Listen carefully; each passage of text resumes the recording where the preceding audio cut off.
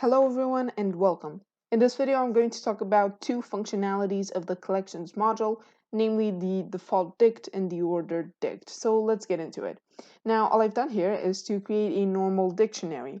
And now let's see what happens when I try to print or access a key of this dictionary, but that key doesn't exist. So for example, let me write print and then prices, and then the key is going to be, for example, shoes.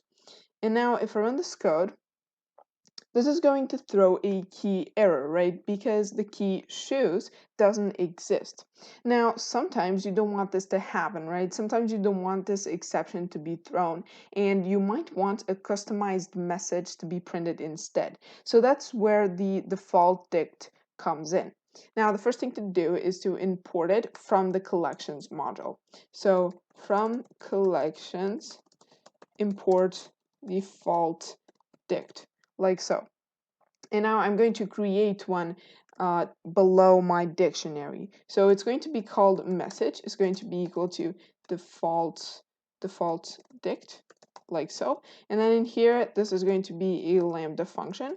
And I'm going to pass in a sentence, for example, no price assigned, like so, and then my dictionary prices. And what this does is it creates a Defaultdict from my dictionary prices. And now when I try to access a key that doesn't exist in the dictionary prices, instead of throwing a key error, it prints no price assigned. So let me just change this to message, which is the name of my Defaultdict. And now if I run this code, this is just going to print no price assigned. Okay, that's the Defaultdict. Now let's talk about the OrderedDict. Well, until version 3.6 of Python, dictionaries weren't ordered, so that's why it was originally created.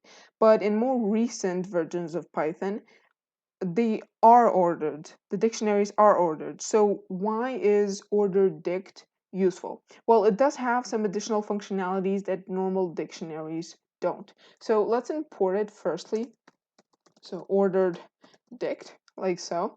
And now I'm just going to create one below this print statement. So orders equals OrderedDict. And in here, I'm going to put my dictionary prices. Now, let me just print this so you can see what it looks like. So print orders. And if I run this code, this is going to print OrderedDict and then the things that are inside of it. And now you can move elements to the end of your OrderedDict using the move to ends method.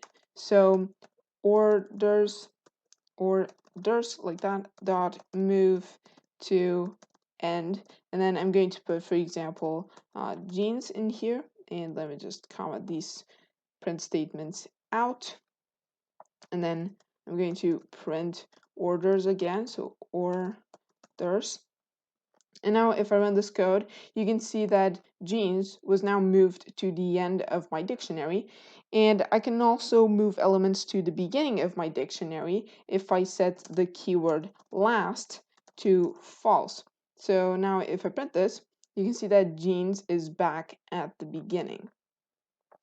Okay, so that's it for this video. I hope it was easy to understand. If you learned something, if it was helpful, please like and subscribe, and I'll see you in the next